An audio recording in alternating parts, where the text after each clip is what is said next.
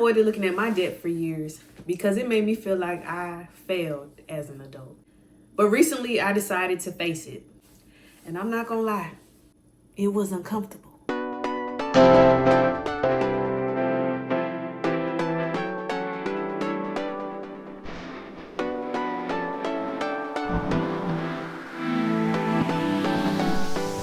I avoided my debt because I don't feel attached to that person who created that debt anymore. The debt I'm talking about are my student loans. So when I was 18, I decided to go pursue an undergraduate degree at a university away from home.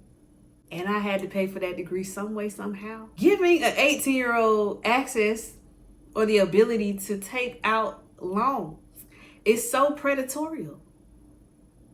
You know, that's a predatory practice. I don't care what nobody say. That is crazy. You're giving me, I know nothing about it. And then you knew I was gonna go get a $10 an hour job after graduation? And you think I was gonna be like, yes, pay my student loans. It's wrong. It's wrong. It's so wrong. When I was that age, pulling out them student loans, I didn't know any better. Because who I am right now, if I had to make that decision, I would not have pulled that money out.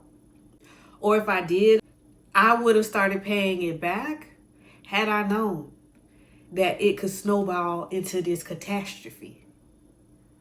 So I feel a lot of guilt around this debt that I'm in. I also been the person who was like, they're not getting this money back from me. And if they do, they got to get it back by blood or in death. But I don't want to die in debt. I don't. Now, for whatever reason, it's been like this tug at my spirit. I feel convicted now to pay these things back.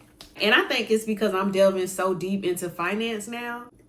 And it's just feeling like a weight on my shoulder. Every time someone brings it up, I feel like I gotta make a payment. So one of my money goals is paying off my debt. So I'm like, okay, let me log in and see where it stands. Because no one coming to save me. I gotta put me first, Lucian. All right, no one coming to save me. We not getting forgiveness. I gotta pay it back. I logged in and I seen that those loans, I think I took out $10,000 worth for undergrad. It has now grown to $35K. Now I know some of y'all are like, oh girl, that's nothing. I got way more than that. However, debt is debt and it feels suffocating to me. So I'm gonna look at it like a car payment. Back in the day, you can get a decent car for $35K. When I faced my debt, I called over to my loan service provider and I was really just trying to find out information because they had about 6 different balances on there and I was very confused. So I called, I asked questions, I had some additional money to pay toward my student loans. So I threw this big sum at it. But when I threw the big sum at it, it didn't go where I needed it to go. I thought it would go toward that unpaid interest, trying to clear that out so then I could tackle the balance, the principal. That's not what happened. So then I got discouraged. I said, oh, they trying to scam me. I guess it's not worth paying it because you're not going to stress me out by the payment that I made. Put it where it need to go. Anyways, I called again and they was able to redirect the money to where I wanted it to go. Now, I haven't decided the method that I want to use to pay back these loans. You got snowball, avalanche. At this point, I barely want to pay it back, but I got to pick one. Amount that I'm supposed to pay toward my student loans, it's like $368 a month. And only $200 of that is going toward the balance. Found out that in order to stop it from growing, I can pay the minimum amount, the interest. And my interest monthly is about $125 a month. So that way I know, okay, if I fall on hard times or if anything happens, at minimum, I can pay $125 just to stop it from growing. And that was good to know, because overall I do want to pay it off, but I don't want to be so aggressive toward paying it off that I neglect the other things that are equally as important to me, like saving or investing. Growing up, I didn't hear that people were doing both. I had to figure that out on my own. It was pay your debt, then save. Once you save this amount of money, now you can invest. I don't believe in any of that. I feel like, yes, maybe for some people that works. For me, it doesn't. And I also feel like all three should be getting accomplished, if possible. So while I'm paying my debt, I still want to save and I still want to invest. So yes, while I do plan to pay my debt, it's not going to be at the expense of those two other very important things to me.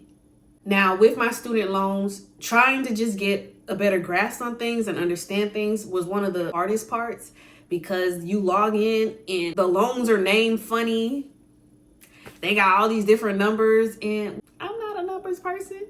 So that was intimidating to me, to where I would always be like, all right, this too much. I'm gonna come back when I feel ready. Okay, but the truth is I'm never going to feel ready to pay them back.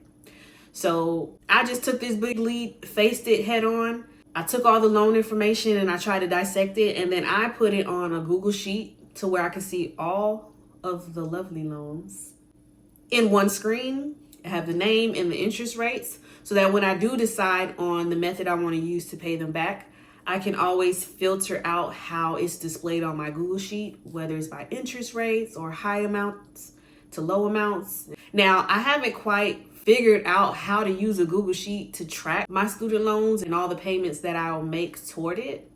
Now, I'm gonna be honest.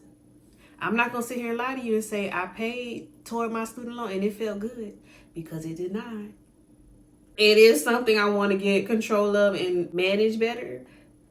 However, those people who are like, nah, they're not getting that back from me, I completely understand. And if I didn't feel this tug on my spirit to pay it back, we'd be in the same boat. Okay, but I'm gonna do it for Lil Saint. I'm gonna do it for Lil Saint. And I'm gonna do it for him because I don't want to do it for myself. So if you've been avoiding your debt, while I understand, maybe today's just the day that you look at it. No judgment, just truth. And then go from there. If you have a method or you use a debt tracker that you feel would even help keep me organized, please share it down in the chat. But I am going to work on trying to structure that better in my Google Sheet. And then whatever resource I come up with, I will share with you guys.